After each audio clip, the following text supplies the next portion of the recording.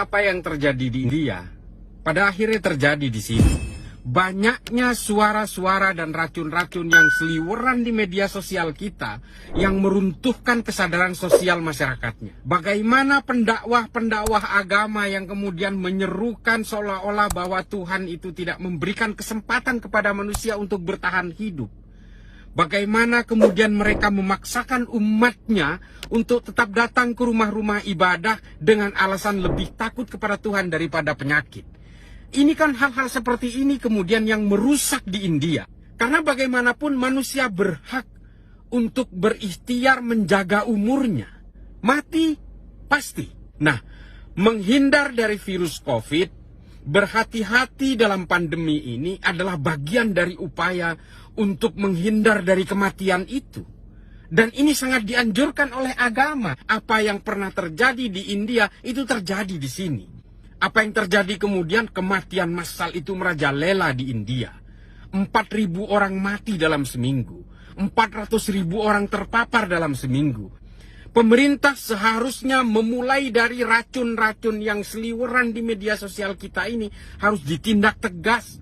Karena ini semua yang berusaha menciutkan mental masyarakat kita.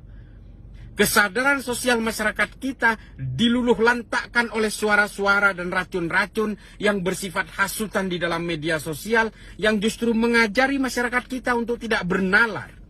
Belum kita bicara soal sampah-sampah politik yang belum pernah bisa move on itu, menyerang pemerintah. Dan kemudian di lain pihak dia berusaha untuk menurunkan kesadaran masyarakat supaya negara ini hancur, lalu kemudian demi kepentingan politik mereka kemudian akan berusaha mendegradasi pemerintah. Pemerintah di sini harus tegas, harus menindak mereka. Suara-suara toksik yang berusaha menuduh konspirasi, yang menyerang pemerintah seolah-olah tidak berupaya, seolah-olah pemerintah gagal dalam hal ini, karena kegagalan itu diciptakan oleh mereka. Saya sayangkan kalau pemerintah kemudian tidak berusaha memulai dari sini. Racun-racun yang seliweran, hasutan-hasutan di media sosial, di media apapun, seharusnya ditindak. Karena ini akan menciptakan suatu dampak negatif yang sangat masif di masyarakat kita. Mereka kelompoknya kecil tapi berisiknya luar biasa. Mereka menghasut tapi kemudian mengorbankan orang yang jauh lebih banyak.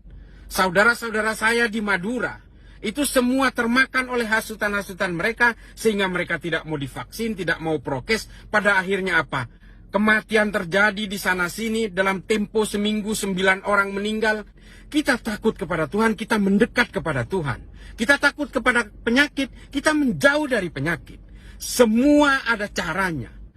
Di India terjadi hal-hal yang seperti ini secara masif, yang kemudian kegagalan semua program itu terjadi, dan masyarakat juga yang kemudian menjadi korbannya.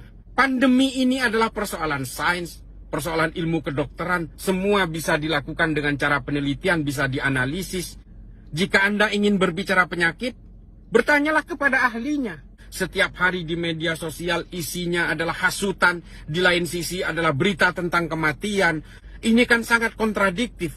Pemerintah harus bisa mengatasi dua keseimbangan ini. Yang satu harus dilumatkan, yang satu harus diberdayakan. Yang satu harus diberi fasilitas, diberi ruang untuk menyelamatkan nyawanya. Di lain pihak mereka harus ditindak.